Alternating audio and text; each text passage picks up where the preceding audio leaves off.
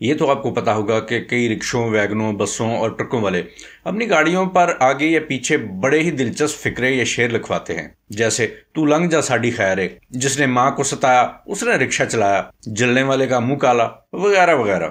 اسی طرح ایک رکشے والا ایک پینٹر کے پاس گیا اور اسے کہنے لگا کہ میرے رکشے پر پنجابی میں لکھ دے، آنکھوں تے چھڈ آواں، یعنی اگر آپ کی اجازت ہو تو میں آپ کو آپ کی منزل پر ڈراپ کر رہا ہوں۔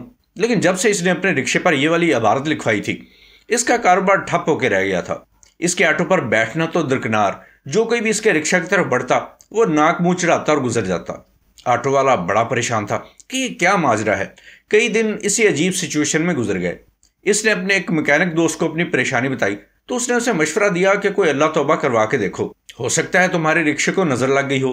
چنانچہ اگلے دن وہ رکشے والا عصر کے ٹائم اپنے محلے کی مسجد میں پہنچ گیا، مولوی صاحب کے پیچھے نماز پڑھی، اور جیسے ہی مولوی صاحب نماز پڑھا کر فارغ ہوئے تو فوراً ان کی خدمت میں حاضر ہو کر کہنے لگا کہ امام صاحب مجھے لگتا ہے میرے رکشے کو کسی کی نظر لگ گئی ہے، کوئی تعویذ دھاگا کر دیں۔ امام صاحب نے بھی اسے تعویذ کر دیا۔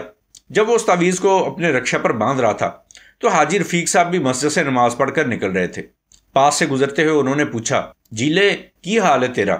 پنجاب میں اکثر لوگ لوگوں کے نام بگاڑ کر بولتے ہیں، جیسے اگر کسی کا نام ارشد ہو تو وہ اچھو ہو جاتا ہے، حمید ہو تو حمیدہ ہو جاتا ہے، شریف ہو تو شیفہ ہو جاتا ہے۔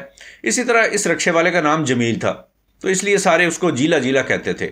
جیلا کہنے لگا، بھائی صاحب کیا بتاؤں، میں تو ٹھیک ہوں لیکن میرے رکشے کو کچھ ہو گیا ہے، 8-10 دن ہو گئے ہیں میرے رکشے پر کوئی سواری نہیں بیٹھتی۔ حافظ صاحب سے تعویذ کروا کے لایا ہوں، وہی باندھ رہا ہوں۔ حاجی صاحب تھوڑا سا حیران ہوئے اور پوچھا، کیا مطلب ہے تمہارا؟ کہنے لگا، آپ کو بتا تو رہا ہوں کہ کئی دن ہو گئے ہیں میرے رکشے پر کوئی سواری ہی نہیں بیٹھتی، الٹا جو کوئی بھی میری طرف آتا ہے وہ بڑبڑاتا ہوا چلا جاتا ہے۔ اتنے میں حاجی صاحب کی نظر رکشے پر لکھی ہوئی عبارت پر پڑی۔ چونک کر بولے، وہ تیرا بھلا ہو، اس پر کیا لکھوا رکھا ہے؟ جیلا جلا کر بولا، لکھوایا تھا آنکھوں تے چھڈ آواں، لیکن لگتا ہے لوگوں کو عزت ہی راس نہیں ہے، کوئی اس عبارت سے متاثر ہو کر بھی میرے رکشے پر نہیں بیٹھتا۔ حاجی صاحب یہ سن کر کہے لگانے لگے۔ ان کو یوں ہنسی سے لوٹ پوٹ ہوتا دیکھ کر ارد گرد کے کچھ دکاندار اور کچھ راہ گیر بھی اکٹھے ہو گئے۔ جو بھی آتا حاجی صاحب سے ہنسنے کی وجہ پوچھتا اور حاجی صاحب رکشے کی طرف اشارہ کرتے، دیکھو جیلے نے کیا لکھوایا ہے، اور سوال کرنے والا بھی اس عبارت کو پڑھ کر زور زور سے ہنسنے لگتا۔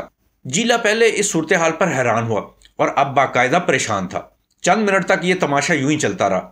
پھر حاجی صاحب نے ہنستے ہنستے جیلے کو بتایا کہ تیرے رکشے کو کسی کی نظر نہیں لگی بلکہ کسی ان پڑھ پینٹر کی قلم لگ گئی ہے۔ عقدہ یہ کھلا کہ جیلا چونکہ خود بھی ان پڑھ تھا، اس کو پتہ ہی نہیں چلا کہ پینٹر نے اس کے رکشے پر کیا لکھ دیا ہے۔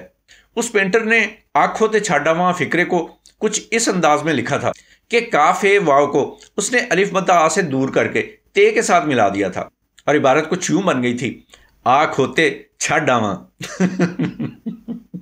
اپنا خیال رکھیے گا، اللہ حافظ۔